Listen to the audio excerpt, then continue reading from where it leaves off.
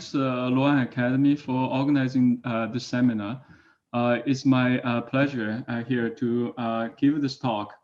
The topic is on cryptocurrencies. However, I should mention at the beginning that even though a lot of excitement and interest are related to Bitcoin, and indeed the Bitcoin had stimulated all this wave of cryptocurrencies and so on. So the model I'm going to present actually is not about the Bitcoin per se. It's rather sort of about a new set of phenomenon stimulated by Bitcoin. And as Feng mentioned, during the talk, feel free to interrupt if there's anything you want to clarify or comment. If your question end up being far from the model I'm presenting, I would delay that later to the end. We will have I hope we will have some time at the end to discover broader perspectives as well. This paper I'm going to present a model for cryptocurrencies. It's a joint work with Michael Sorkin now at the UT Austin. Motivation. This model is motivated by two important trends with the booming digital economy. Many of you are probably observing. One is growing popularity of cryptocurrencies and tokens. According to a recent survey by Franklin Allen and co-authors, there are over 4,000 cryptocurrencies in existence as of May 2020. This number doesn't even include the many cryptocurrencies and tokens that had already failed. So this large number of cryptocurrencies represents a wave of new digital platforms that adopting a new form of financing instead of the traditional equity-based financing, so that they move on to this new form, right? Another trend that we are observing is this growing tension between digital platforms and their users, right? So this is another end. So the many big tech companies amassing hundreds of millions, if not billions, of users, and a lot of concerns about the potential abuse of users' data privacy and the other form of infringement of consumer rights and so on. So these concerns had led to the recent GDPR, the Data Privacy Protection Act, GDPR enacted by the European Union in 2018, as well as a similar regulation, California Consumer Privacy Act, enacted by the state of California in 2020. At the same time, we are also observing various antitrust discussions and concerns, including several congressional hearings at the U.S. Capitol. So all these represent concerns about this tensions between large platforms and the users. So in this paper, we are trying to develop a model, trying to connect these two ongoing trends. The main point we want to highlight is tokenization as a potential effort to resolve conflicts between platform and the users. Just like corporate finance, many of you know, is an effort to resolve conflict between firm managers and firm owners, right? So the classic agency conflict between owners and the managers. So the cryptocurrency is a form basically trying to take advantage of the new crypto technology to delegate the controls to a set of pre-coded algorithms, right? So as a way to resolve these concerns. So this effort is clearly stimulated by the success of Bitcoin, right? So in last 10 years, Bitcoin every time Bitcoin prices hit new highs, it stimulates more and more interest about the crypto domains. That's why we have seen over 4,000 cryptocurrencies and tokens out there, right? So all of these cryptocurrencies and tokens, so that they sort of follow sort of a similar kind of scheme, right? Trying to take advantage of the new crypto technology, which make this possible to delegate a lot of controls. Previously require human interventions to pre-coded algorithms, right? And even more, there's another sort of so-called DeFi, right? Decentralized finance, basically trying to push forward even to decentralize the future of finance. So this paper is sort of trying to understand how we connect this, right? Let me say a few things more about tokenization of digital platforms. In the classic scheme, a developer will basically fund its operation, its development of a new platform eventually through issuance of equity, right? But the new form, many developers trying to adopt is go through issuance of coins and tokens. So an important motivation stimulated by Bitcoin is about decentralization, right? The idea is that delegates the control to pre-coded algorithms rather than owners. So that's why the many of these coins and tokens aim for decentralization.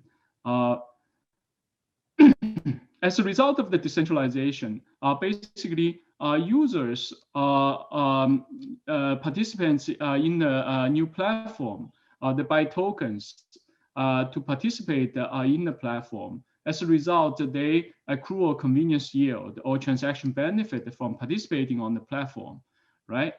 And there are many of these examples out there, like smart contract platform, Ethereum, storage platform, Filecoin, a gaming platform, Gamercoin, and so on. So these crypto platforms in many ways represent a new asset class now, because there are thousands of them out there.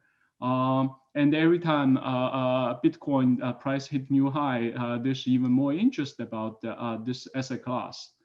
At the moment, many empirical researchers have looked into this new asset class. There are many empirical papers out there summarizing, all sorts of empirical observations about this asset class. As far as I see, at the moment, a lot of volatility. At the same time, people have been arguing the potential diversification benefit, right? Because these crypto returns are largely unrelated to the classic asset classes. At the same time, the returns in this of these crypto tokens and the coins are highly correlated with Bitcoin price fluctuations. This reflecting the what I said earlier, a lot of excitement are really driven by Bitcoin. At the same time, there's very little evidence of returns being related to conventional risk factors, such as the stock market returns, farmer fringe factors, and so on. But at the same time, we also see that crypto returns are predictable in many ways. For example, price momentum is very visible in the crypto asset class as well. Okay. Let me mention sort of a few examples. Some of many of in the audience probably are familiar with already. Ethereum is the native token of Ethereum platform. So it was ICO'd in 2014, raised 18 million at the time, and the platform was launched in July 2015. Ethereum is a quite widely used platform already. It facilitates peer-to-peer transactions using smart contracts, basically sort of code written on blockchains to introduce contingency into transactions. Like many other platforms, user base is very important determinant of gains from trading among different participants of Ethereum. So for that reason, for the success of this platform, it's very important for it to build a large user base, right? So, the usual network effect is very essential for building up for the success of the platform. So this network effect is also one key feature I would like to highlight in my later model I will present. Filecoin is another new digital platform, file sharing platform. It was ICO'd in 2017, which raised over 250 million, which was the largest ICO at the time. Filecoin aims to match sort of basically buyers and sellers. Buyers are people or firms which have a demand for storing a large data set securely. Sellers are firms or individuals with excess storage space on their hard drives. So basically, how it works is that sellers will bid to store a file. The file will eventually be copied and encrypted and broken into pieces and scattered across winning suppliers of storage space. And because the file would be disassembled, right? So there are also so-called locators who would disassemble the file and later reassemble the file and all this scattered file and sort of put them into different places. And also sort of miners are involved to record the addresses of the scattered files on blockchains. So you can see, so there's a bit of a more complicated operation, but nevertheless, the idea is that this is a platform, allows sort of all these different actors sort of to work together to complete a transaction, which is to store a large data file, right? So as before, sort of the network effect is very essential. For the platform to succeed, it needs to gather a large group of potential buyers and sellers, locators, and the miners, and so on. So that's how the platform can prosper.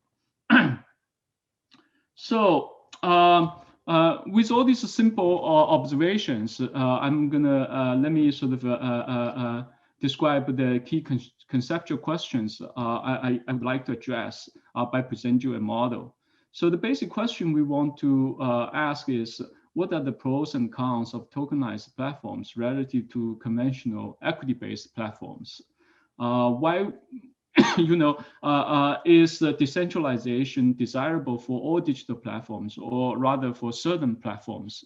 So this is important questions, right? So should we sort of move all the future digital platforms sort of into this token space, right? And also given all this interest about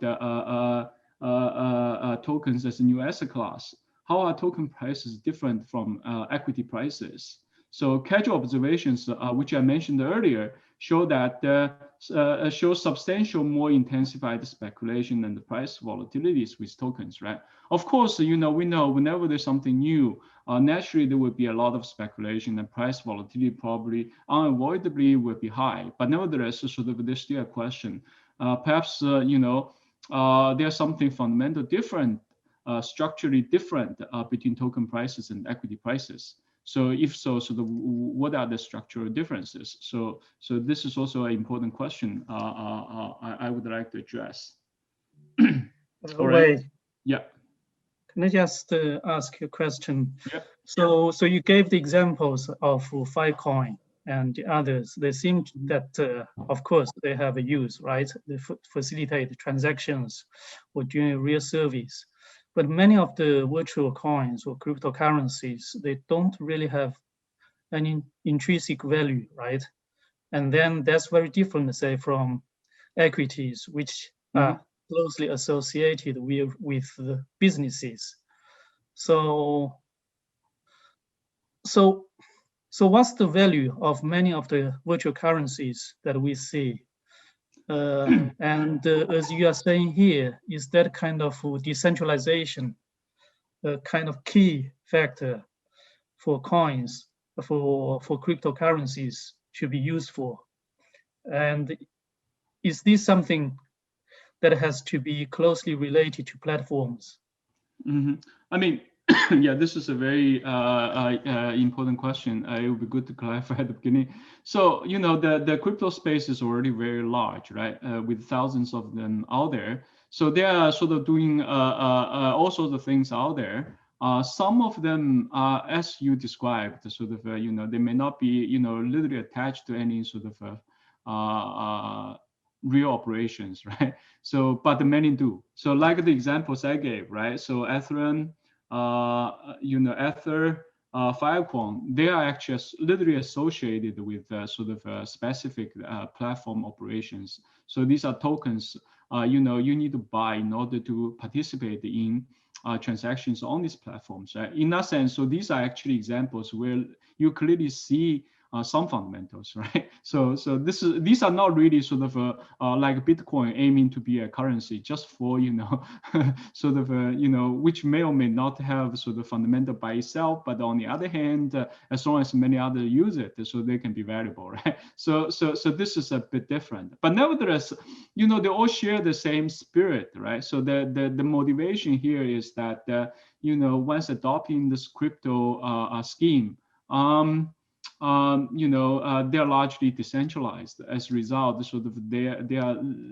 aiming for sort of removing owners who can potentially abuse users, right? Bitcoin was sort of at least at the beginning, it generated initial excitement because of this by design. Sort of this is a currency without the involvement of central bankers, right? So to the extent that the people are worried about the central bankers might misuse their right to, issue currencies and, at the expense of users, because the issuance of Bitcoin is ultimately delegated to pre-coded algorithms, right?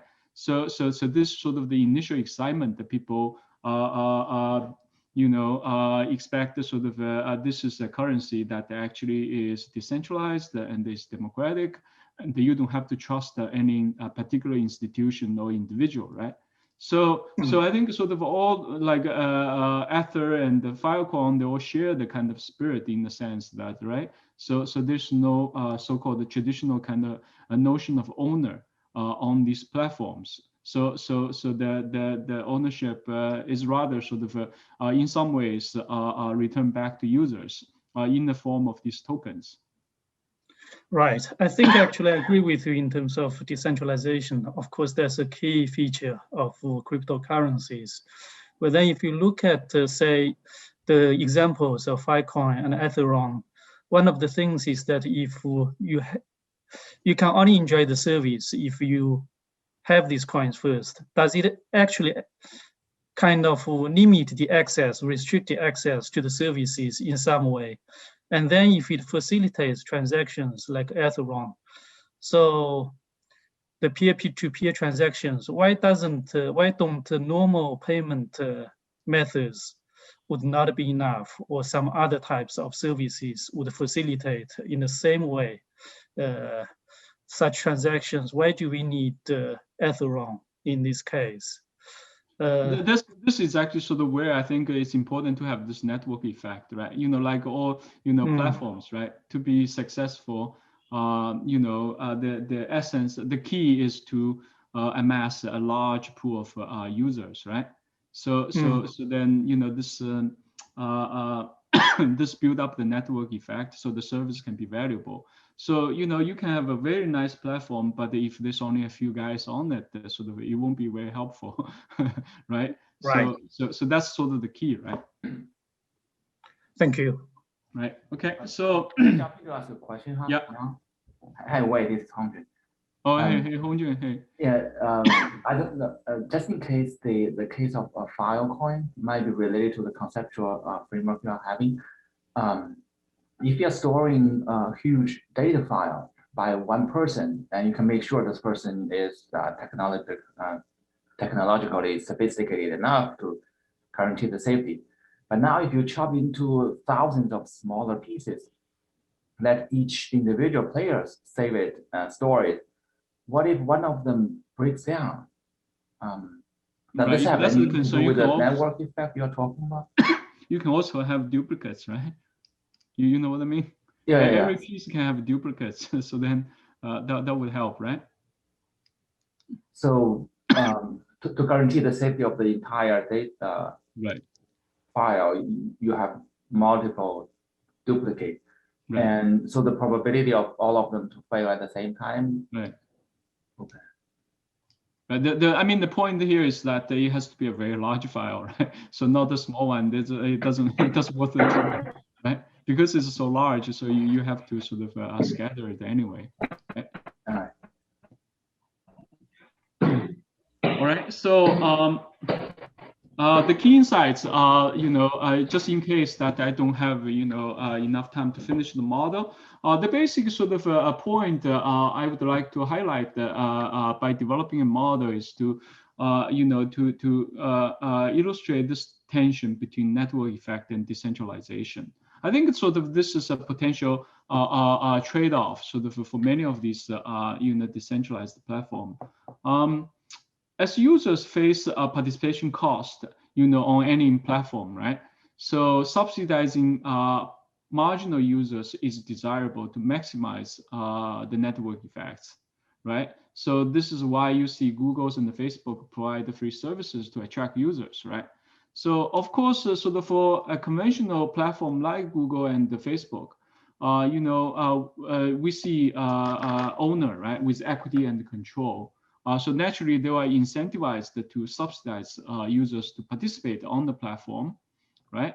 But at the same time, because you have owners and owners with equity and control, so they have the sort of difficulty. They cannot pre-commit not to abuse users when things are not going well, right? Of course, for Google and Facebook, they have a powerful profit incentive there. They won't do crazy things, right? But on the other hand, for others, other platforms who turn out not doing well, this kind of concern will be much more severe, right?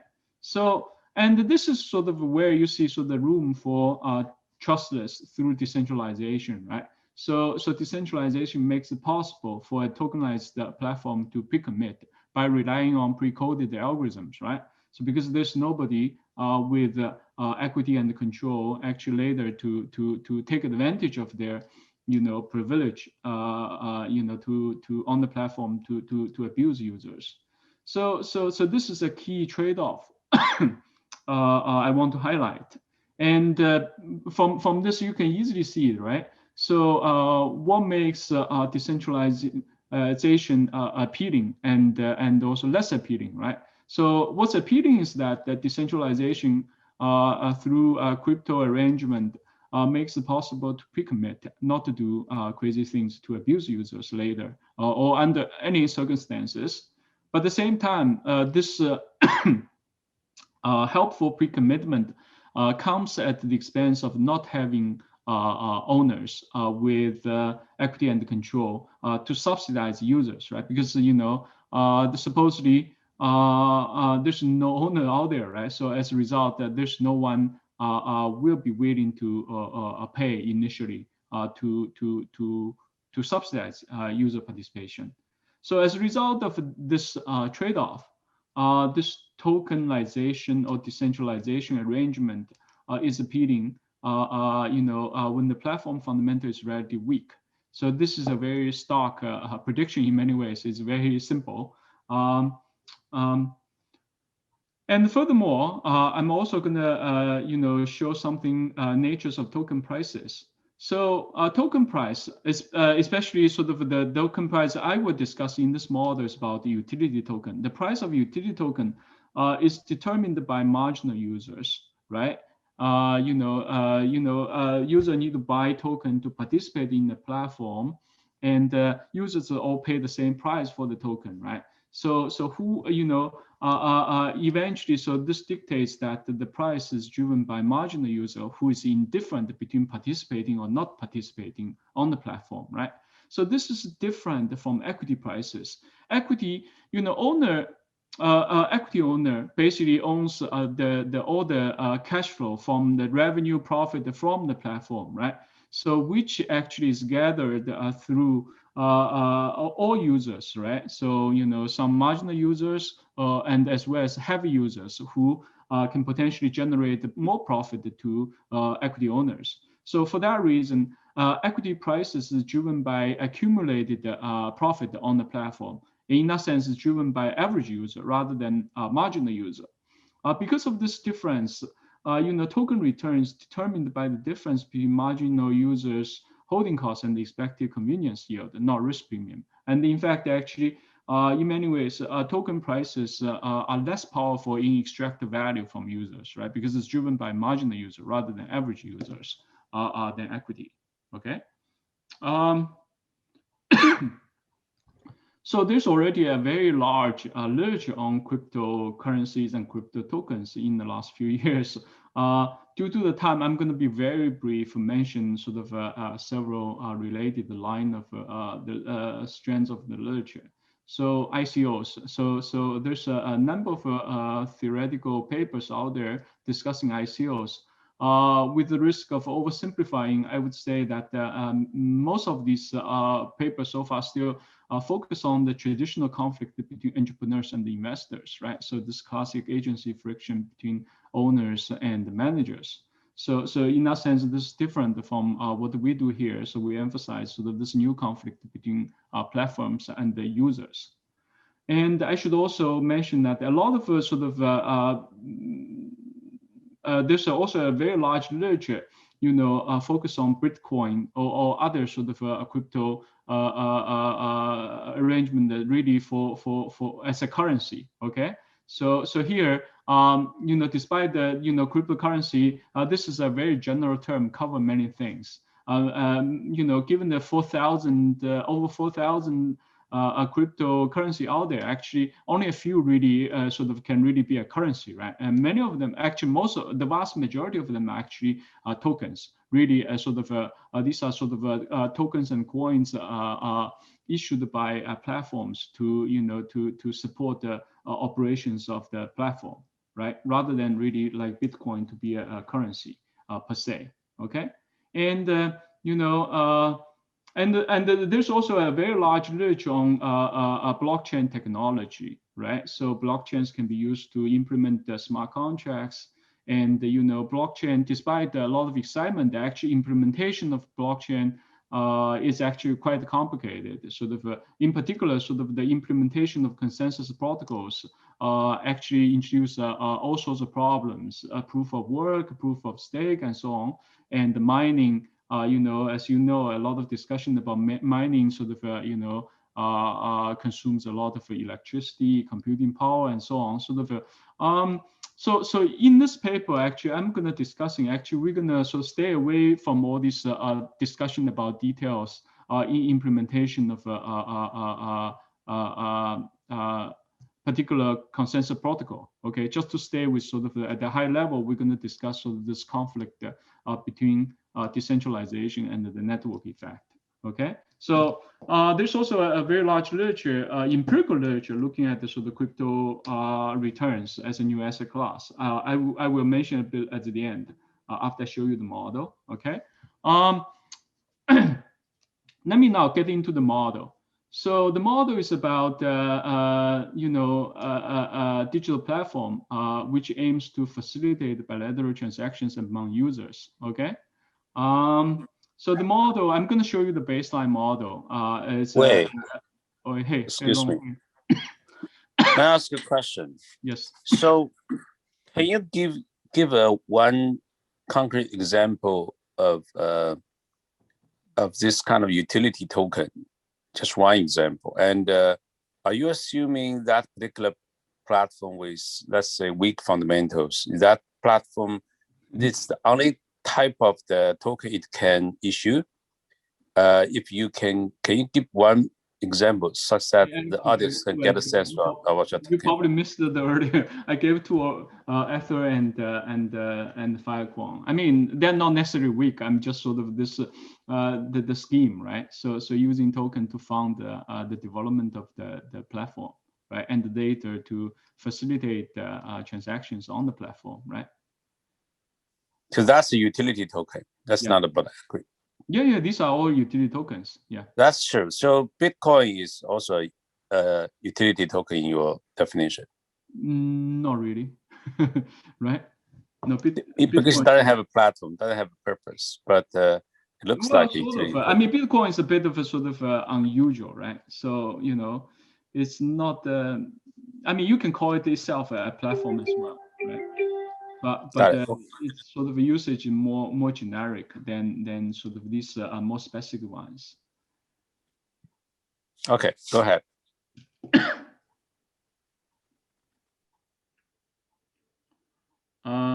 Okay, let me show you the baseline model. So the model, I'm going to show you a baseline model. Probably I don't have time to get into sort of the later in the paper we expanded this into many periods, sort of a more dynamic version.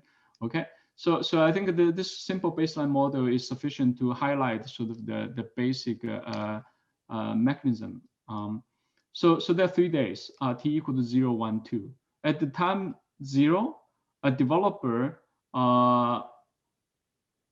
need to choose between 2 funding schemes for the platform, which is a new platform. Okay, so equity-based scheme.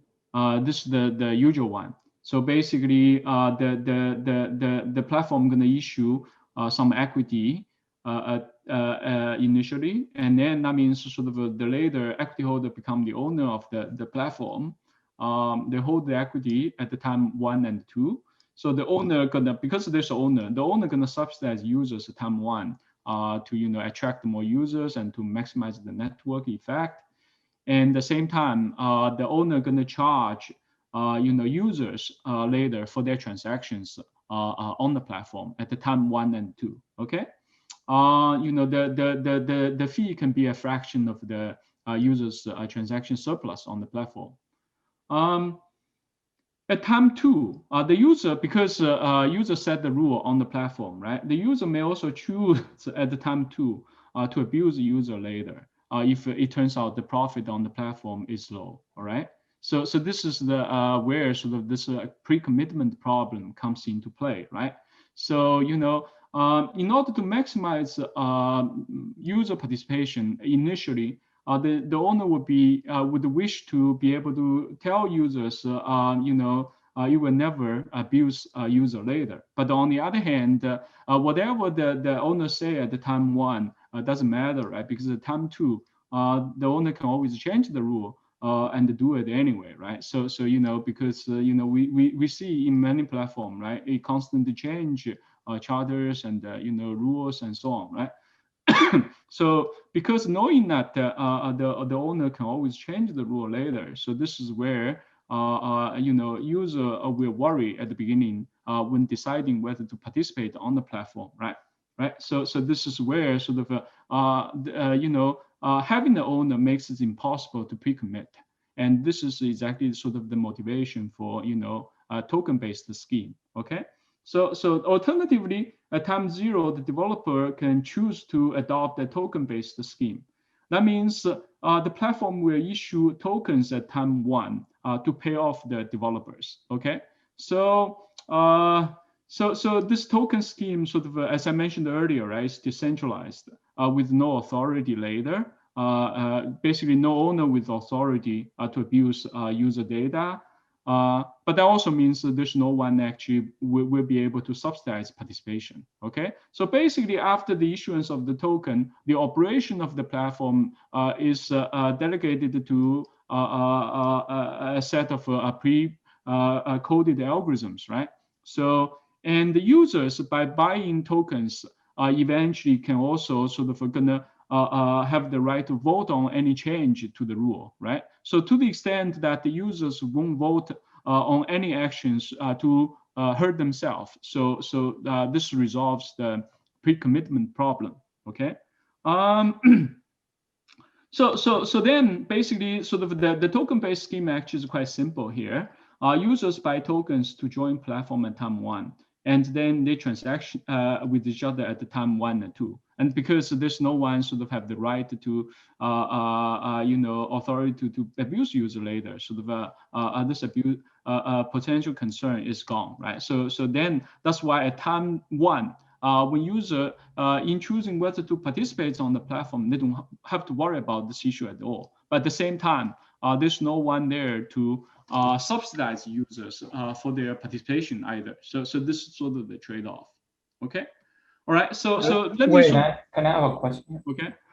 I don't know whether it's just a small detail or it's going to be relevant for some of the results later. Okay. So you're assuming the abusing users when the fee is low. So when they are not doing very well, they have a stronger incentive to abuse users. Is this motivated by empirical example or by some notion of incentive compatibility? Right. So this is not assumption. This is this is the outcome sort of the model set up. So I will show you. It's only we choose to it's coming out of an optimization problem. Right, exactly. The reason I'm asking is Facebook seems to be doing really well, but now they are abusing their data to some extent.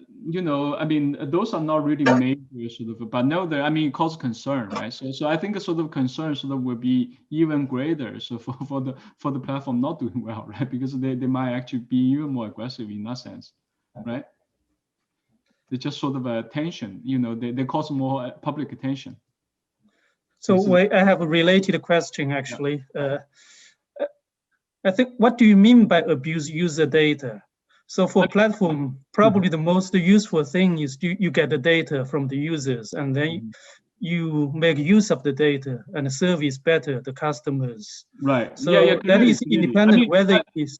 Yeah, clearly. When things are going well, that's exactly that's where sort of part of the network effect. Once you have large database, large user base, so data is more complete, you can offer better services. In that sense, this will also reflect in some ways in the network effect, right? But the concern here, abuse, is really when things are not going well, right? So then, the platform might choose to do crazy things like sell data and, maybe adopting even more aggressive, advertising strategies, selling them, things that are more questionable and things like that, right? So I mean, here I'm just throwing out the user. I mean, it doesn't have to. So it's literally sort of, aggressive actions sort of at the expense of users more generally. Yeah, I'm just wondering if the cryptocurrency is taken here, like for example, the token-based scheme is just a pre-commitment device against some privacy issues or other types of. I think sort of these are sort of. I'm taking this sort of concern at a very high level, right? So I think sort of a lot of this token arrangement are motivated by decentralization, right? So the decentralization sort of the motive, I mean, not all, right? So there are thousands of them out there. So I think it's fair to say, so at least some of them are clearly motivated by, at least their sales pitches about this is a fully democratic, decentralized platform. You don't have to worry about being abused, right? Even Bitcoin initially, that's the sales pitch, right? You don't have to worry about, trusting central bankers to control money supply, right? If you cannot trust the central bankers, so you can clearly think about, so who else can you trust?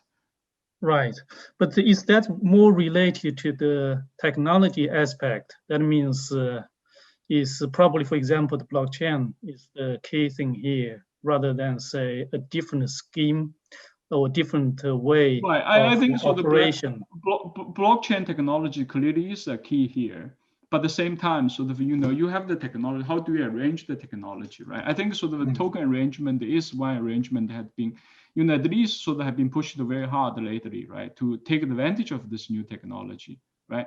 I mean, a lot of it's still ongoing, right? We, the direction might change later, but nevertheless, sort of let's take sort of this scheme at face value and see sort of, that's why I say I'm gonna present the model at a high level without getting into the nifty details about sort of the implementation, but the high level sort of, if it's gonna succeed, what are the costs, right? Okay, understood. So what do you mean by developer? Is the developer of the platform, or is that the developer of the cryptocurrency?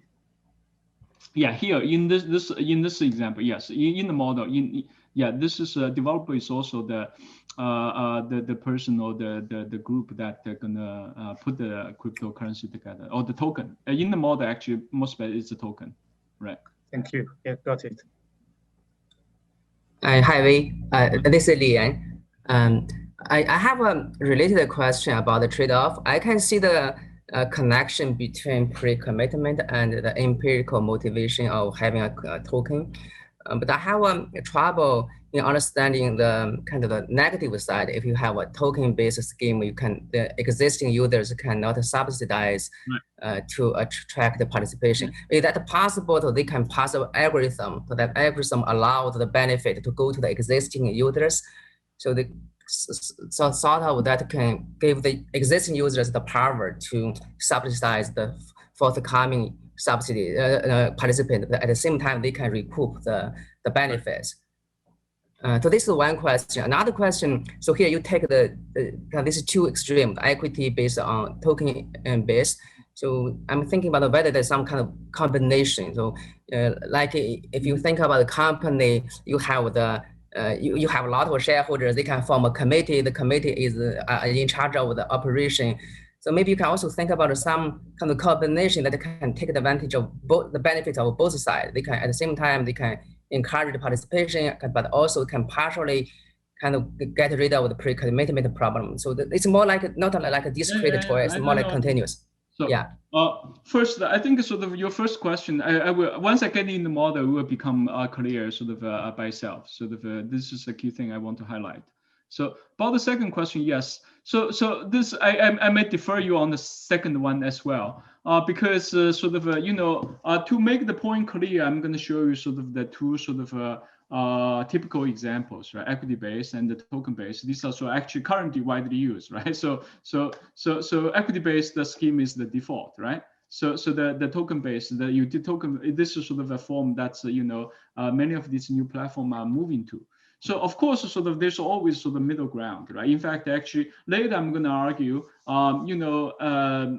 maybe neither of these arrangements are optimal, but perhaps something in the middle is ideal. But that sort of is beyond the sort of this model per se. But we can discuss a bit after I show you what we have done. Sort of then you can draw some sort of conclusion yourself where the better arrangements lies, right?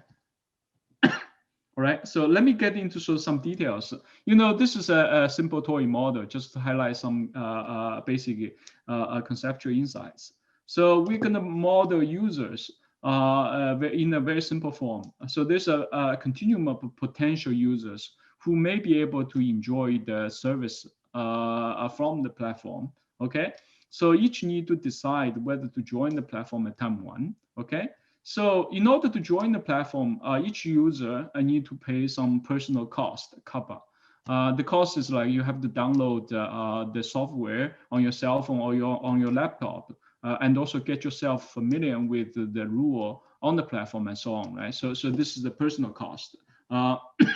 And each user, need to transact with some other users. Okay, so we're gonna capture this transaction need in a very simple way. Each user has an endowment of some good, say, like the Filecoin example, right? Some users have file to store, but some other users have extra space on their hard drives. So in that sense, they need to match each other on their needs, right? To make a transaction happen. So here we assume sort of each user have some endowments of goods here. And each good is different in the sense of some have, file to store, and some others have storage space, right? So here, each one's endowment of a good take this particular form. A here is the sort of a common components across all users' endowment. And here, each good is different from others, right? And each user need to match with another user in order for a transaction to happen. And each user need to, in the end, consume two goods, at least two goods, in order to enjoy any utility, okay? So if a user actually end up finding no transaction partner, even though he has some endowment of his own good, but he draws no utility. It's like you have a file to store, but you didn't find another person to store your file. So then basically you get nothing done. So this sort of the spirit. Okay, so we assume some utility function here. Basically, each user literally need to find another user to finish a transaction so that he's able to enjoy two goods together. So then he draw this utility from consuming both goods. Okay, and because of this, every user have a certain interest to join the platform, and the platform is the only place he can find another user for completing this transaction. Okay. However, because of the participation cost, right? So a user with a small initial endowment is not going to be very motivated to participate, right? Even if he finds a transaction partner on the platform, the gain is small and maybe smaller than his initial participation cost. So he's not very eager. But on the other hand, the user with a large initial endowment, he's more motivated, right? Because if he finds a transaction partner, so he might be able to draw a very high utility from the transaction. So that's why sort of, naturally, user will adopt some kind of threshold strategy to join the platform, right? Only users with a sufficiently large initial goods endowment will join the platform. Okay, and also I should highlight this common component of the endowment A here is an important variable. It sort of captures the platform's fundamental. In a sense, sort of a smart platform is supposed to find a space where, there's a large group of potential users with strong demand, right? As reflected by the strong sort of common components in their initial goods endowment here. Sort of that's why sort of I call A here the platform fundamental. So a cleverly designed platform is supposed to fill in a space where this A is very high. Okay, so all right, with that cleared, so now we can talk about how it works under the traditional equity-based scheme. Basically, under the traditional equity-based scheme, a representative owner holds equity and control of the platform, right? Because there's this owner who later gonna sort of generate a profit from the platform. So the owner naturally want to maximize the network effect. So he want to make sure so that this large group of users participating on the platform, right? So for that reason, the owner naturally will be willing to offer initially at time one some subsidy to encourage users to participate on the platform, right? So here, as I mentioned earlier, right, Google offer free search to attract users, right? Facebook offer, free networking to users. So this will, that's why sort of they generate sort of a pool of large user, right? Large user pool in billions. So here, let's suppose that the platform can offer some C. So this is the initial subsidy. If C is negative, it's subsidy. But of course, it's the owner's choice. Right? Owner can also charge a fee for user to participate, right? Even though with the equity owner here, and the importance of network effect, the owner will never charge a fee. They will always subsidize, right? So this can be approved. And later, the owner can also choose a fee as a fraction of each user's transaction surplus on the platform. Basically, like say in the Filecoin's case, if this is a platform that matches users, right? So whenever users complete a transaction, the platform can charge a fee, which is sort of as a fraction of a potential benefit to the users, right? And how much to charge this delta is also chosen by the equity owner, okay? And so the owner at time one choose how much to set the fee at the beginning, okay? And also I should mention sort of at the time two, okay? So the owner can also take a subversion action, okay? Basically to abuse user if needed. So the here we basically assume so that this abuse take a very simple form. Basically, the owner, by changing the rule on the platform, can basically take an action that benefit themselves gamma, but as the pure loss of minus gamma to each user. Okay, so this is a very simple way to capture the spirit.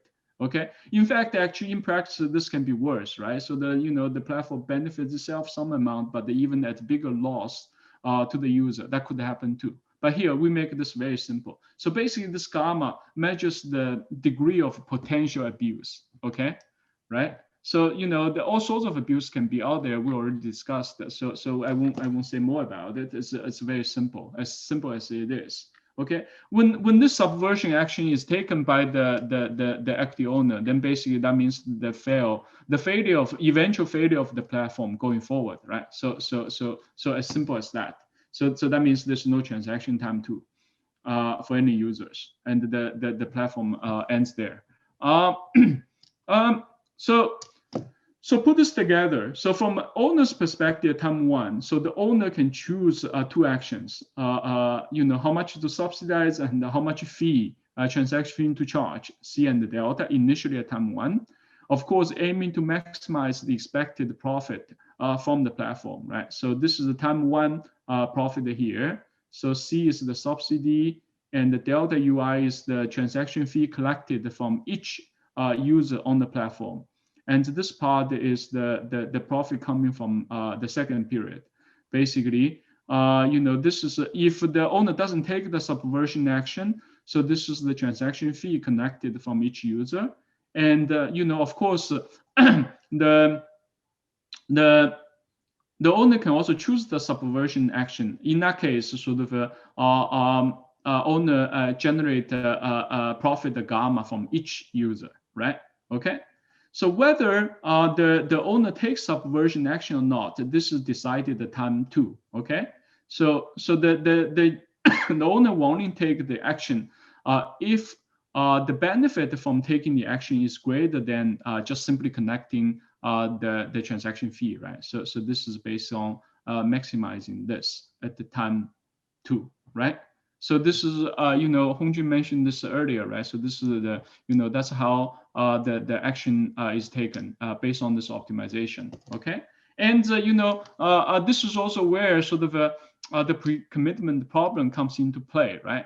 The owner would actually like to convince users at the beginning at time one, it will never take this crazy action. But on the other hand, when time two comes, whatever said at the beginning doesn't really count, right? Because user will do it based on whatever is best for itself at time two, right?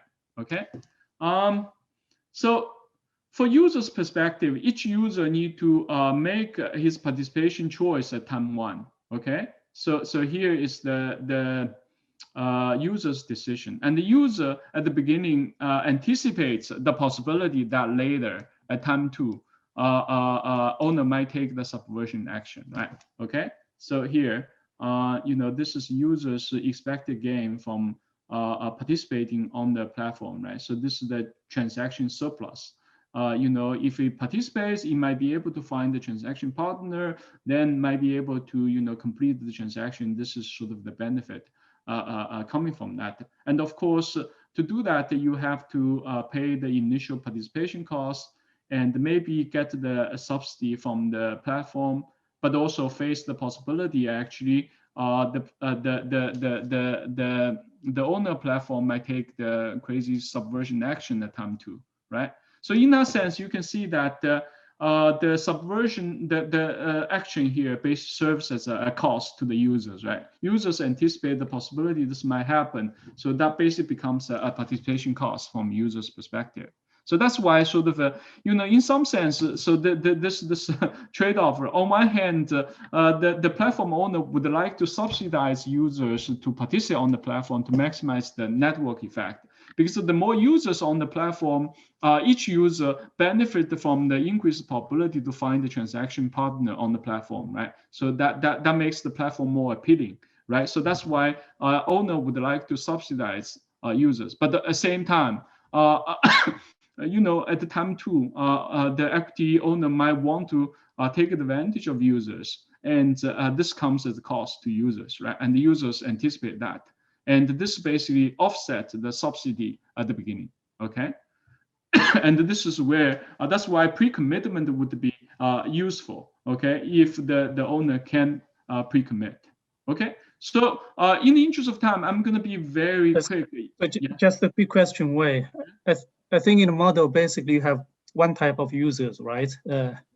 And actually in most two-sided platforms, you actually have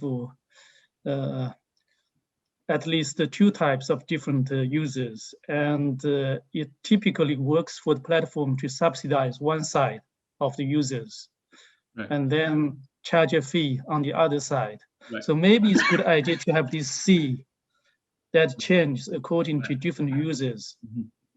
I think sort of, I don't expect much to change there. So to make users heterogeneous, right? So there's buyer side versus a seller side, right? So usually you subsidize the user, buyers, but charge the sellers, right? So all this, I think sort of the basic spirit there is, to maximize the pool, the overall pool of users, right? So to maximize the network effect. But differentiate the sellers from buyers. Gonna sort of introduce more notations on the screen here, but I don't think sort of. But the motivation is a little bit different, right? Because for seller, or for on the seller side, he wants on the other side the more buyers the better. But for his own interest, he wants the least number of sellers the possible. That would be best for him. So the motivation is not exactly to get the biggest network as possible, right? But you want actually the buyer pool to be large, right? Because once you have large buyer pool, then the seller are interested in participating. In that sense, it's similar because you're going to charge. Understand, but that's only one side of the platform. Side. I agree. So right. We can do it. I don't think it will change sort of the basic sort of insight about there's clearly interest to maximize the pool, right? Right, call this buyer pool or user pool, right? So you need a large pool for something, right? And eventually, actually, if platform gonna abuse someone, sort of, they're gonna abuse this pool, right? You know what I mean? It can abuse both. I think, like, but I mean, like in Amazon's case, it obviously has the issue of competing against the shops with its own products. Yeah. But the more damage is on the, whatever the large pool is, right? Right? Can be both. But I think, yes, so I can see your point. I understand I agree, sort of in practice, often sort of the users are not symmetric, right? They're heterogeneous, right? So I think we can take that more seriously. But I still think sort of the basic insight is going to be similar. Right. Okay. Please go ahead. And let me quickly show you sort of the equilibrium. The fundamental of the platform here is very important. When fundamental is sufficiently high, we can show that there's no subversion, because the owner will never do that, right? Because it's always better just to collect the fees rather than abuse users. So I think sort of this may be a bit too categorical, because actually sometimes they might do a little bit more aggressive than desirable by the users to some extent. Right, so in the case of Google and Facebook, we do see that, but nevertheless they won't do crazy things. I think, right? So this is the subversion equilibrium. Okay, when A is sufficiently high. But there's also a more interesting sort of, from conceptual point, more interesting equilibrium, the subversion equilibrium. When the platform fundamental A is in some middle range, okay, so we will see the subversion equilibrium. So it means that the owner will initially offer a subsidy to encourage user participation on the platform.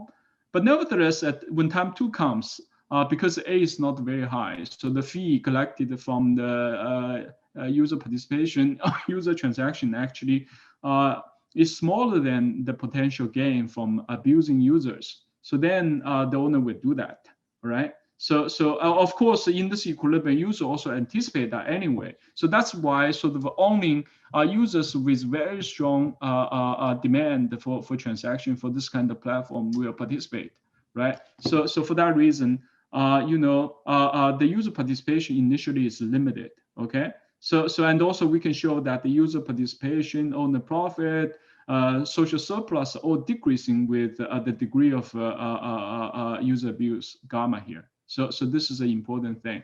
This is the reason it's decreasing is because a user anticipates the abuse, and the reason they are reluctant to join in the first place. And that's sort of where this reduces the user participation. And because of the network effect, actually, network effect amplifies this concern, right? Because when one user drops out, the next one also will drop out, right? So the network effect maximizes, sort of amplifies the concern here. Okay. Now, let me quickly mention the token-based scheme, sort of motivated by this concern, right? So I think this is where token-based scheme can potentially provide some benefit here. So let's consider what happens when the developer initially choose to adopt the token-based scheme. That means the developer will cash out at time one by selling utility tokens, okay? That basically means that the operation of the platform will be taken over by pre-coded algorithms. And there will be no owner with control to abuse users, but also no owner with the equity stake to subsidize user participation, right? So this sort of what happens. So then that means each user needs to buy a token at time one to join the platform and transact with another match user at the time 1 and 2, right? So that means each user face personal transaction, personal cost kaba for downloading the software and getting oneself familiar with the rule, and also pay the token price to participate, right? So there's no subsidy, okay? So, but of course, the benefit is that because eventually the ultimate control of the platform are assumed by the pool of users, right? So, of course, the token holders can always vote on any rule and to change any rule if necessary, but they will never vote on anything that hurt themselves, right? For that reason, so this resolves the pre-commitment problem. That means the token holders will not vote on taking the subversion action to abuse their own data or abuse themselves, right? So this is sort of the key benefit here, okay? And then in our model, we're going to take some simplifications here. We're going to assume a perfect consensus protocol here to achieve the perfect decentralization. So we just simply assume majority rule by token holders. Okay. Of course, I mentioned already, implementing a consensus protocol actually is quite complicated, and actually is often sort of where things gets tricky, right? So you whether use which scheme you use, and either scheme will introduce new problems. So we're going to stay out of this sort of tricky issue coming from this implementation, but rather focus on these high-level issues about between decentralization and network effect. Okay, and also I should mention, here we only study this utility token, the scheme, right? Of course, there are other schemes out there. In fact, actually, we're seeing all sorts of schemes out there. In fact, a more general scheme might include the payout to token holders and so on. I will mention a little bit later. So once you do that, you're going to reintroduce the problem. Okay. All right, so now let me sort of quickly mention this token-based scheme. Once this scheme is adopted, the owner basically need to choose how many tokens to issue, or basically set what's the price to charge. One way or the other, they're equivalent, right? If the owner charge a high price, the user pool going to be smaller. But you can also issue more token. If you issue more token, then price will be lower, vice versa, right? Basically, there's a mapping between price and quantity. Okay. So for the sake objective is to maximize price multiplied by the user pool, right? So which determines the net proceed to the owner. Okay. And from each user's perspective, each user need to decide whether I want to buy the token to participate on the platform, right? So this is a static model in a sense, right? So there's no retrading of the token right now. Later, I can expand the model into many periods so that they can retrade. But nevertheless, sort of the basic insight is very similar. So the key point here is that they eventually going to be a marginal user, right? And the marginal user is indifferent between participating or not participating on the platform. And the indifference of the marginal user determine the price of the token, right? So which is given here. So for this marginal user, he needs to pay the personal cost as well as the token price to participate. And this is the left-hand side here is the benefit, the expected transaction benefit from joining the platform to find the transaction partner to finish a transaction, right? So here, so you can see here in this simple scheme, the token price actually deters user because it is a cost to the marginal user, right? So if the token price is high, actually, this makes this marginal user more reluctant to join. And when this marginal user more reluctant to join, this will also, through the network effect, make others more reluctant to join as well, right? So high price reduce the user pool, okay? And the low token price here is determined by, I should mention here, this is important, it's determined by the surplus of the marginal user, who is indifferent between join or not join the pool, right? So this is important.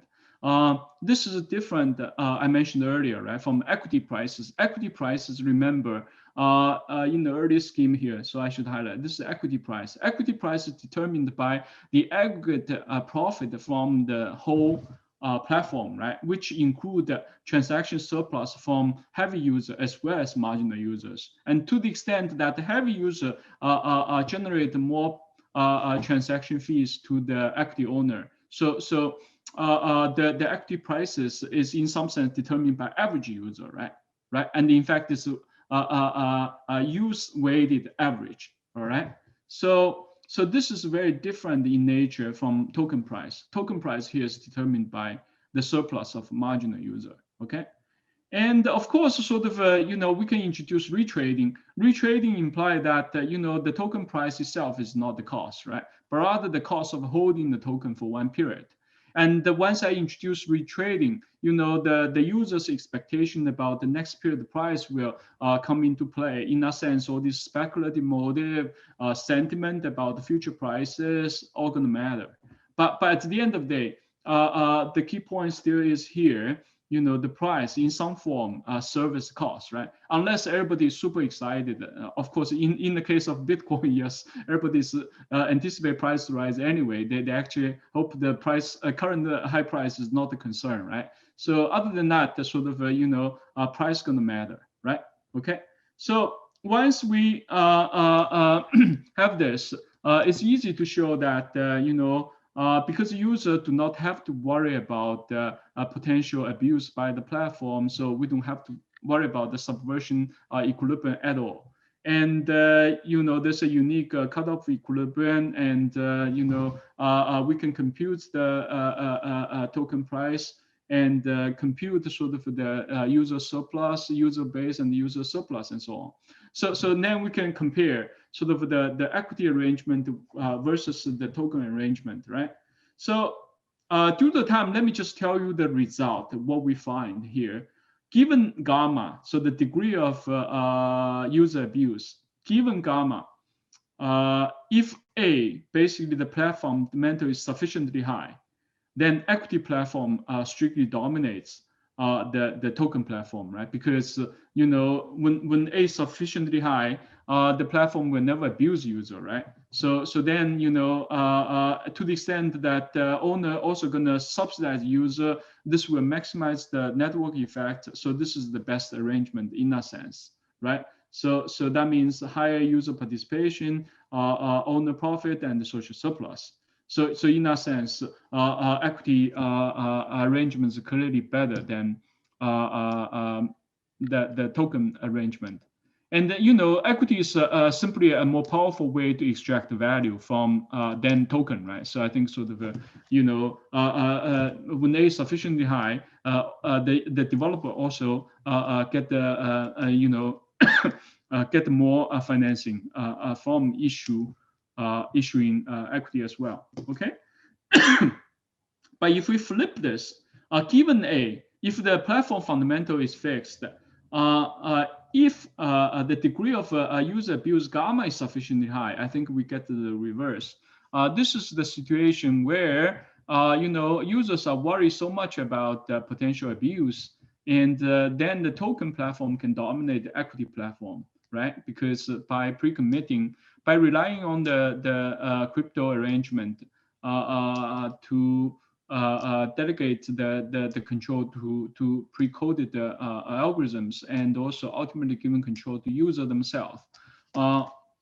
User can be certain about no abuse later. So then we'll see higher user participation, owner profit, and the social surplus. Okay, so so here you see that the token platform preempts abuse by authority or owner at the expense of a potential inefficiency in charging marginal users. Okay, so and in this case, when gamma is sufficiently high, the gain of pre-commitment is sufficiently high, higher than the expense of not having the owners to subsidize users. Okay, and in fact we can prove that because of this sort of trade-off here, right? I hope sort of the trade-off is very clear by now. Initially, when the developer wants to choose which one, equity versus token, you can see sort of this is where I say sort of a token platform tend to have initially relatively weak fundamental. So if you have an idea to build the next Google, I really doubt you want to adopt the token form, right? Because equity is still much more powerful in generating values and get financing in that sense. Any question on this? Okay, if not, sort of so this is a very simple model. It produces sort of some very stark picture, maybe too stark, but nevertheless, I think it's useful to have this, right? So then I should sort of now sort of this is a good time to talk about some more tricky issues. Okay, implementation of a consensus protocol. Right, so because this is where actually most of the discussions are about at the moment, right? So whether it should be proof of work, which require miners to do a lot of very heavy computations to compete for the right to write on the blockchain, right? So this scheme actually in this kind of protocol introduce a lot of new problems, right? Many have discussed miners may have incentive to strategic attack. They may fork the blockchain. There are also congestion problems, that require a lot of computation power and electricity. Lately, sort of some have been proposing sort of a new scheme, a new protocol, proof of stake, which are safer on security sense, but suffer from other problems such as rich might get richer kind of dynamics and so on. So here, so far my discussion stayed away from this, right? Of course, the industry still need to sort out, and a lot of this depends on the technology itself, right? But nevertheless, sort of, I just want to highlight here, in the end, sort of giving control and cash flow rights. The ultimate problem here is sort of who have the control rights and who have the cash flow rights, right? In the token scheme I discussed so far, actually, no one actually have control and cash flow rights, right? So the rights are actually given back to user themselves, right? But in many of these existing arrangements, actually, miners and record keepers actually get the control and cash flow rights. So that actually may introduce sort of the commitment problem in a new form, right? So we have seen mining pool. In some sense, this mining pool actually have quite a bit of control rights and also some cash flow rights to the operations on the platform. Then sort of they actually might have a commitment problem later, right? So this sort of decentralization by removing traditional equity owners from the platform. But this comes at the expense actually introducing a new form of controller, right? And going back to a question Leah mentioned earlier, sort of optimal design, right? So here we are, we hesitate to explicitly analyze optimal design for now, because whatever optimal design going to be needs to be jointly determined with any consensus protocol, right? Because without the sort of a jointly considered consensus protocol is unrealistic, right? Okay. Nevertheless, our analysis so far offer some insights, useful insight about the eventual optimal design here. Okay. So utility tokens are clearly less effective than equity in extracting value from a platform, right? So as I said earlier, utility token prices are determined by marginal user, not the heavy users or the average users. Okay, so because of that, optimal design is probably likely to mix sort of the token and equity-based schemes in some ways, right?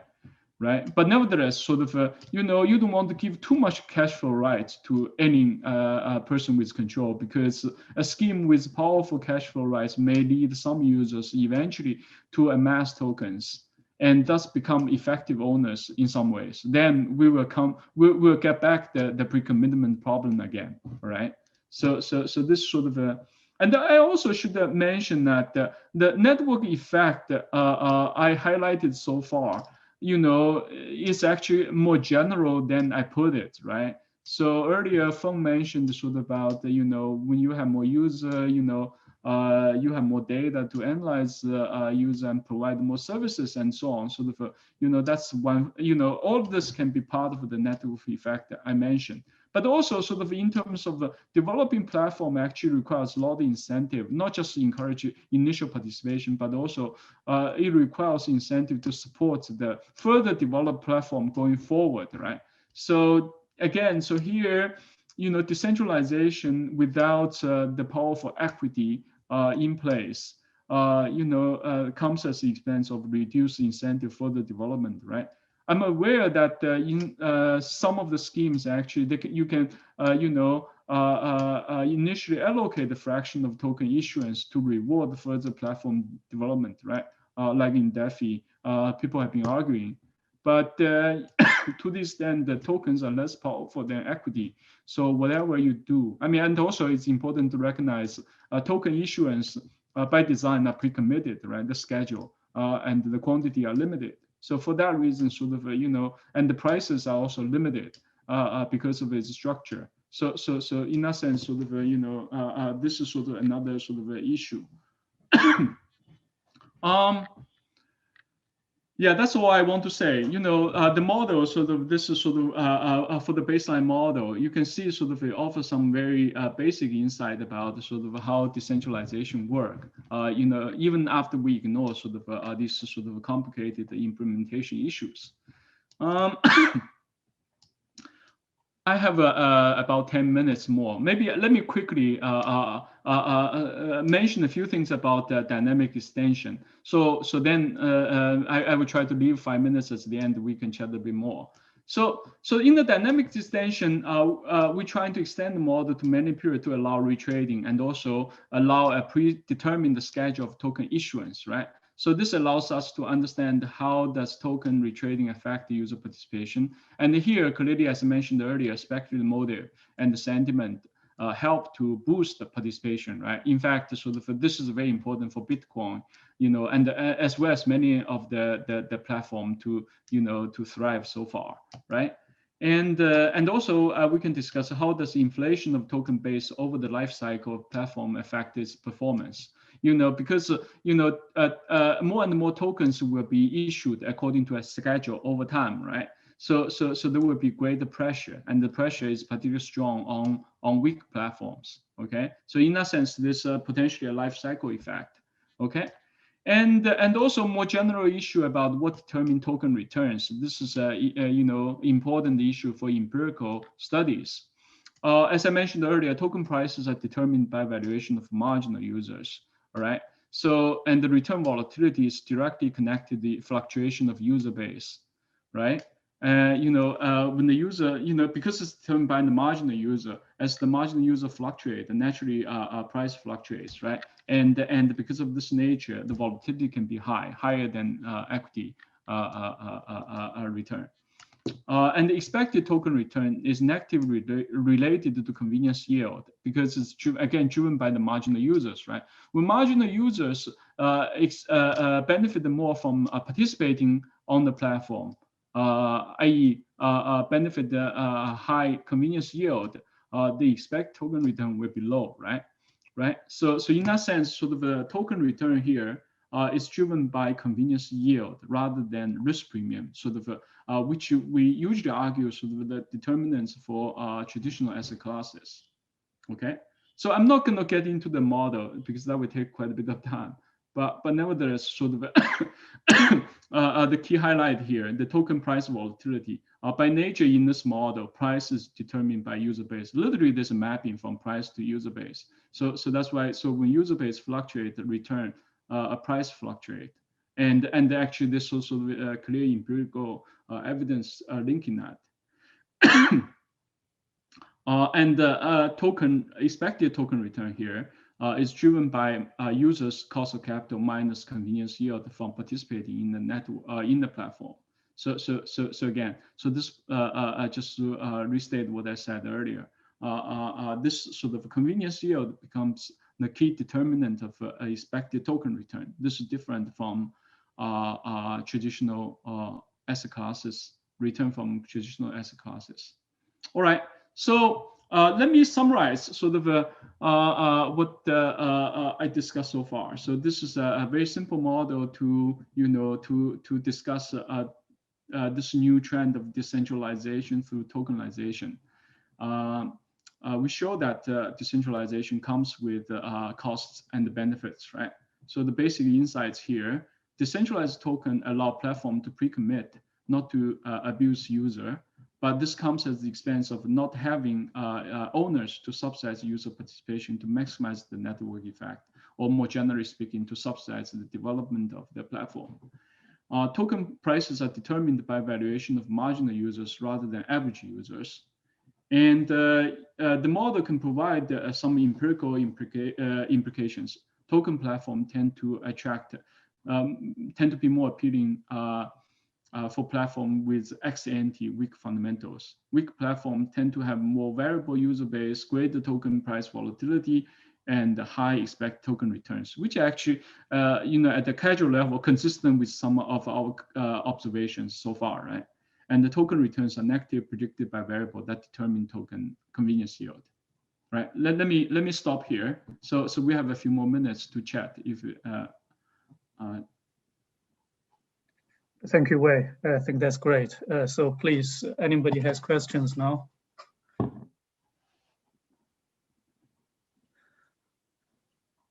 So one of the things that I was trying to understand in a model and say in a paper is that probably the key is the cost to the user of, say, the abuse of data, right? The higher the cost, and then the more appealing token-based platform becomes. Is that the case? The higher the user abuse gamma, the more appealing. The higher the gamma, the higher the cost, right? The less appealing, right? Well, sorry. So yeah, the higher the gamma, the more appealing the token-based exactly. scheme. Yes, that's right. Yes. Okay. So essentially, then, say for the utility token or for the token-based platforms, this is an important factor. So how does the valuation of tokens related to such a factor? It has nothing to do with it? Relating to what, sorry? To the cost of abuse of data, in a sense. Because say the token-based platform, we are using the cryptocurrencies, right? And it has the practicality of the usefulness of pre-committing against this abuse of data. So in a way, taking away all the other things that we would see in an economic model, is there something that is relating the value of a token to such the underlying cost or the underlying concern of abuse of data? So far here, I take sort of this generic form of abuse, right? So of course, sort of specifically, sort of there might be sort of some forms are somewhat, you can be different, right? So is that sort of you are referring to? Because I was looking at the valuation that you're talking about, right? Of course, they fluctuate hugely over time, and then the tendency has been, it is trending up Right. tremendously quickly. But this does not seem to have any clear fundamentals in it, right? I see. So I think sort of, well, so, you know, this is where I think sort of, you know, 20 years ago, we had the internet bubble, right? So many of these internet stocks at that time, probably people sort of have same feeling, right? Right. Eventually, of course, the internet we find the tremendous use of this technology, right? And, you know, they did change people's life in a very dramatic way, right? So improve the efficiency eventually. So I think sort of this is a process, you know, finding eventually sort of what's the right way to use this technology. I think sort of, I mean, these are sort of effort we're seeing, right? So, you know, I mean, I think sort of this is related to earlier some, you know, whether sort of eventually should be literally this crypto form, token, you know, or coins, we're yet to see. But on the other hand, the technology itself could, you know, maybe there would be some middle ground. Actually, I think sort of relating to the fundamental. Where's the fundamental, right? Your question is sort of where exactly are the fundamental, right? Right. So I think you can say that. I mean, so in the model, fundamentals it's clear. So it's about matching sort of the you know the finding the matching, right, between users on the platform. That is the fundamental. So when there's sort of a strong demand for such matching, so this token-based platform can still, I mean, that's where the fundamental is, right? You know, some actually like Filecoin, clearly that is you can see this kind of matching of transaction more clearly than in some others. But then there's the question is, you know, we have been doing this matching for thousands of years on different types of platforms. Right? Yeah. So what has changed? I can see that's that. Why I see. So I'm proposing an argument here is sort of the, you know, the pre-commitment, right? So because of the crypto technology makes it easy to pre-commit. Right. But you are talking about change that's still upcoming in a sense, right? Because if you look at the existing platforms, they're obviously, you know, a huge step forward from the platforms that we saw before, and they are already doing this matching pretty efficiently, precisely because of the use of user information. Right. So, what is token adding to this? Why is it valued so high? It must be bringing some substantial benefit, right? So what would be this benefit? We know that pre-commitment is fine, but then, for example, for the simple in technology for digital currency. And once you set this up, you know, you can put the other things together with it, right? So implementing very more complicated arrangement. Maybe this can facilitate the more extensive data sharing and so on, if you can really trust it. Right. So I think that's eventually where sort of this, you know, I appreciate your concern now. So it's, you know, we can do this without this, right? Yeah, which is true, right? So where's the additional? That's why I think ultimately, so the implementation of smart contracts, where the ultimately, in my mind, is where the huge benefit is, because some of these very complicated arrangement you simply cannot do, right? You know, having this a blockchain there makes it much easier. And feasible, potentially feasible. Right. And of course, sort of, I mean, whether this, I mean, there's a bit of past dependency here. Why you have to literally adopt this form? I think this is because of Bitcoin gets people excited. so that's why people, you know, all moved into the crypto domain, right? So the path dependence, but eventually, sort of again, you know, internet bubble helped in many ways, right, to get people excited by the technology, and eventually technology find ways to serve people, right? I think the same thing will happen with blockchain. Well, let's have faith. I think Lian has a question, no? Yes, yeah, I have a question actually, following up your question, more like a clarification. I think we mentioned the fundamental is the matching that I can also think about that A parameter as a sentiment. So for example, if all clients or users are kind of excited about Bitcoin, they might just want to like you to buy Bitcoin. So that A parameter can be fundamental, can be sentimental, as long as it increases the value, the utility of users. So more like a private value. I don't think you have to stick to that as a fundamental. So yeah, that's my kind of comment. It's more like as long as it's a utility, it's driving the utility, driving up the utility of the users. You can interpret that as a fundamental, but that can either come from really fundamental intrinsic things or from wrong beliefs or sentiment, anything, as long as it's driving up people the utility, that's okay. Right. From model wise, yeah. Right. So in the model, it's actually quite clear, sort of, you know, it's a transaction benefit. Literally, you have to transact. But I think maybe you are referring more to the dynamic version where people take sort of an expectation about the price appreciation later, right? Yeah, I'm thinking about it. Since your payoff of either the owner, the equity owner, or token owner coming from the utility, as long as they're driving the utility, you don't have to ask what's generating that utility. That in the model, yeah, that's a match between two goods. So that A is a common factor, the driving up the utility. But I can also think about that the common goods has some common factor which comes from your sentiment, from your wrong belief. You just like that. Yeah, private value. That's just basically just a private value. Okay. That can also capture. Yeah, that's serve the same purpose, right? If you can get exactly. They just like to trade the Bitcoin with each other, so that's fine. Yeah, exactly. I think that capture what the phone asks. So it's as long as it's driving up utility, that's serve the purpose.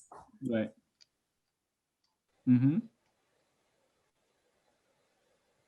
Thanks. Inju, you have a question? Yeah, Professor Xiong, this is Inju from Luohan. I think it's a very good insight that the price of the token is determined by the value of the margin user rather than the average users.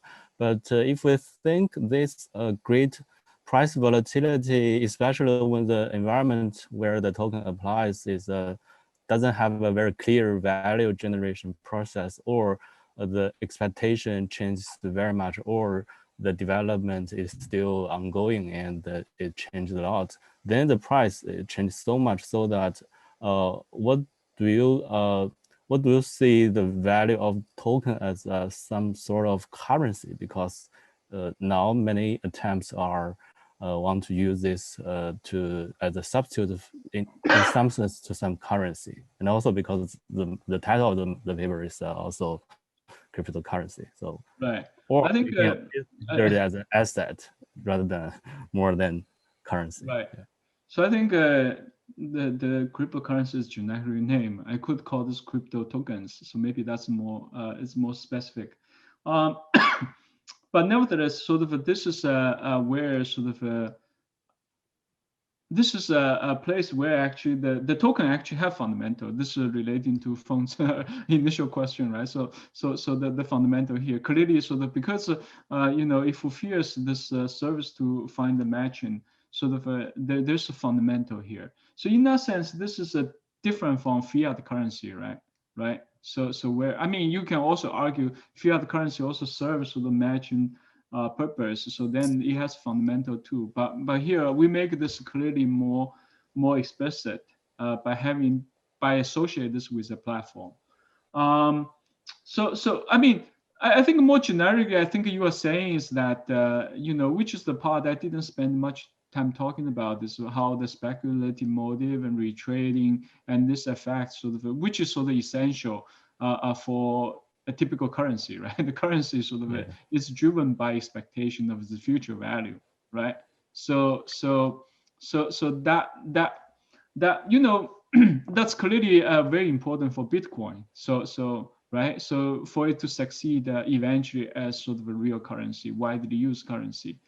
But we have thousands of crypto tokens and coins out there, right? I mean, we probably need another 1 or 2 real currency, right? So that means sort of for the thousands of out there, so the many of them, actually most of them, I would argue, are really sort of trying to fulfill, facilitate the transactions on some more specific platforms.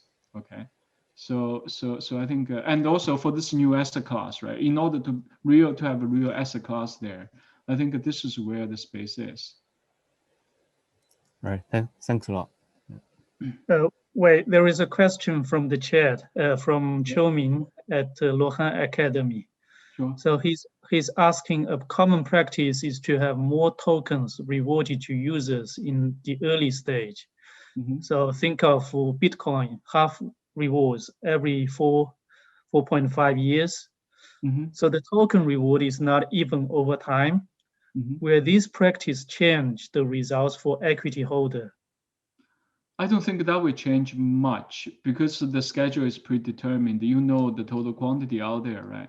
So it doesn't change sort of the basic scheme, right? So by selling these tokens need to be determined by the valuation of marginal user. I don't think this affect, but having the schedule does affect, sort of introduce sort of new dimensions of the life cycle, which I didn't get time to say much about, right? So over time, more and more token will come in, right? And this will introduce pressure on the platform.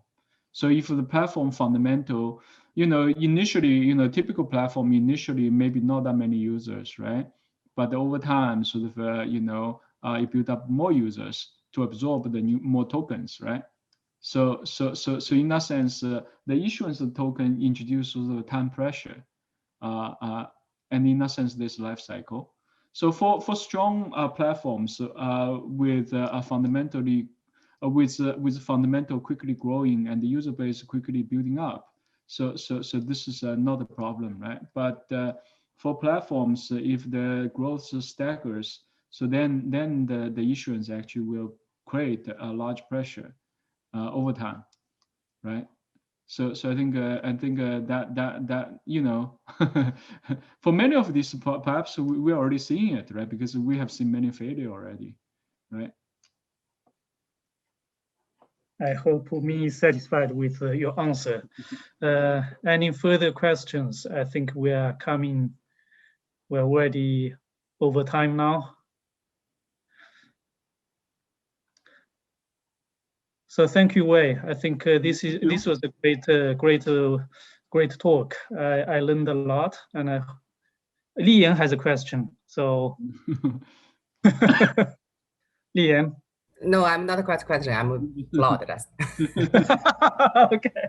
Yeah, I applaud you. I think this is great. I learned a lot, and I hope everybody can take away something useful. Thank you, Wei. Mm-hmm. Thank you, and my pleasure. All right. Thank you all for the discussions and for the great presentation, Wei. So is this recorded or anything? Some people ask me. It's probably not. I think it is, right, Inju? Yeah, this is recorded, Professor Xiong. Right? Can you send me the link? I will just send them. So. Yeah, I will send you later. Right. Great. Thank you. All right, Wei, thank you very much. And thank you everyone for joining us.